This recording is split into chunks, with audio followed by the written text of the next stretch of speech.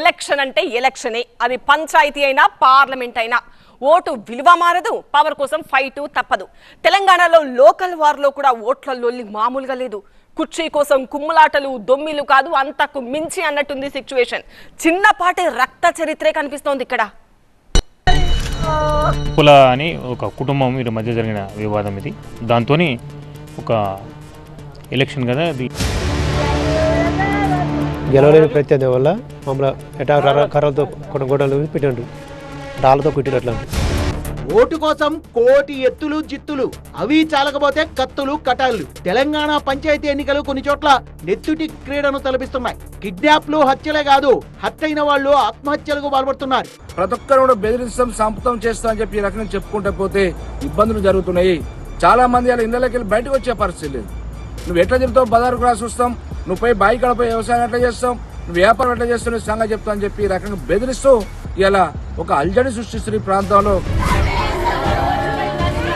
నల్గొండ జిల్లా తుంగతుర్తి నియోజకవర్గం లింగంపల్లిలో మంగళవారం రాత్రి కాంగ్రెస్ బీఆర్ఎస్ వర్గాల మధ్య ఘర్షణ జరిగింది. క్లైమాక్స్ ఏంటంటే దారుణ హత్య. మల్లయ్య అనే వ్యక్తిని చంపి పారిపోయారు. మరో 15 మంది కార్యకర్తలు తీవ్రంగా గాయపడి ఆసుపత్రిలో చేరారు. 5గురిని అదుపులోకి తీసుకుని పోలీసులు విచారిస్తున్నా రేపు పోలింగ్ మూసేదాకా ఊరంతా నివురుగప్పిన నిప్పులా మండుతోంది. నల్గొండ జిల్లాలో ఇంకో దారుణం ఏంటంటే పంచాయతీ ఎన్నికలు ఒక కుటుంబంలో చిచ్చుబెట్టి ఒకరి ఆత్మహత్యకు దారితీయడం. చిట్యాల మండలం ఏపూరు గ్రామంలో తల్లి కూతుళ్లు లక్ష్మమ్మ, అశ్విని 2 వేర్వేరు పార్టీల సపోర్ట్ తో బరిలోకి దిగారు. ఆ తర్వాత మనస్పర్ధలు వచ్చి కూతురు నామినేషన్ వెనక తీసుకుంది. అంతా తన వల్లే అంటూ మనోవేదనతో తల్లి లక్ష్మమ్మ ఉరి వేసుకుని చనిపోయింది. కాంగ్రెస్ వేధింపులు, నాయకుల ఒత్తిళ్లతోటి మరి అశ్విని యొక్క భర్త నువ్వు విత్డ్రా చేసుకుంటావా చేసుకోవని చెప్పి తన అత్తని వేధింపులకు గురి చేసి బెదిరించి ఒత్తిడి చేస్తే ఆ బాధ తట్టుకోలేక ఆత్మహత్య చేసుకుని చనిపోయింది. ఈ రోజు హత్య, ఆత్మహత్య, ఇప్పుడు కిడ్నాప్. ఇది కూడా నల్గొండ జిల్లాలోనే.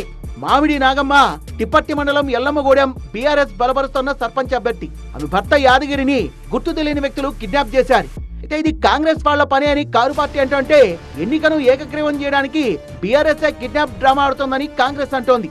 9 గంటలకు తీసుకుపోయిన నా భర్తని ఇంతవరకు నాకు తెలియదు, ఎక్కడున్నాడో కూడా తెలియదు సార్. నా భర్త బతుకుండా కూడా తెలియదు నాకు. మరి ఇలాంటి పరిస్థితుల్లో కాంగ్రెస్ వాళ్ళని నేను అనుకుంటున్నాను. బీసీ అభ్యర్థిగా సర్పంచ్గా నేను నామినేషన్ వేయకూడదా? ఒక బీసీ బిడ్డగా నేను నామినేషన్ వేయకూడదా? భద్రాద్రి కొత్తగూడెం జిల్లాలో పంచాయతీ పోరు అక్కా చెల్లెల మధ్య మంట పెట్టింది. అడుగూరు మండలం తిర్లాపురంలో ఒకే ఇంటికి చెందిన అక్కా చెల్లెళ్ళు సర్పంచ్ పదవి కోసం పోటీ పడుతున్నారు. వరుసకు వీళ్ళు తోడిగోడలు కూడా. అయితే కుర్చీ కోసం కుర్చీల్లో ఎగదోసి గట్టిగానే కుస్తీకి దిగారు. మా అభ్యర్థికి ప్రత్యర్థిగా వారి యొక్క తోడికోడలు పాయన లక్ష్మి గారు ఈ రోజు వేరే పార్టీ నుంచి నిలబడి ఉన్నారు.